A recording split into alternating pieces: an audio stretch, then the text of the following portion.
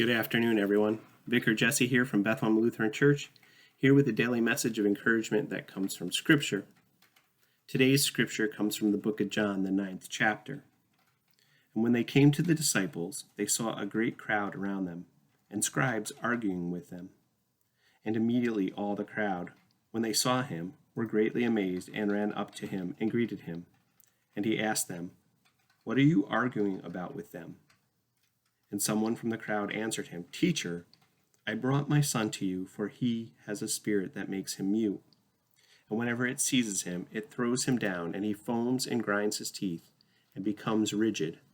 So I asked your disciples to cast it out, and they were not able." And he answered them, "O faithless generation, how long am I to be with you? How long am I to bear with you? Bring him to me." And they brought the boy to him.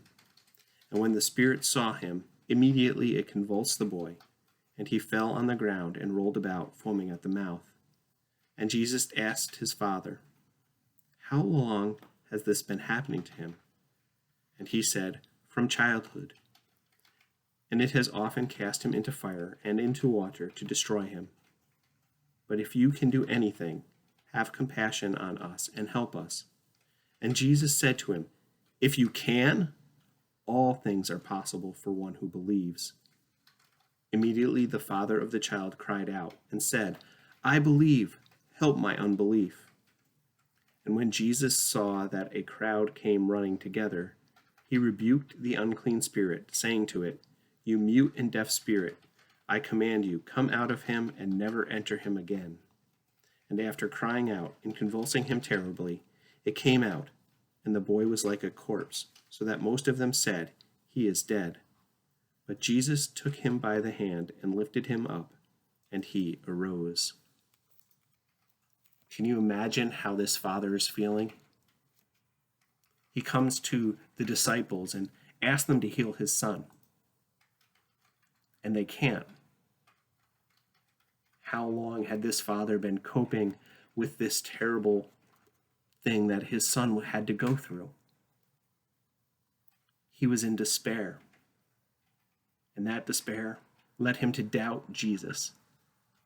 How often does that happen to us? How often do we lose hope, fall into despair, and doubt God? But the father asked Jesus, "I believe, help my unbelief." And Jesus, well, he heals his son. You see, our doubts don't make Jesus any less effective. It doesn't change what Jesus does. Our doubts don't lessen our salvation. Sometimes we have to pray to God and say, "I believe, help my unbelief."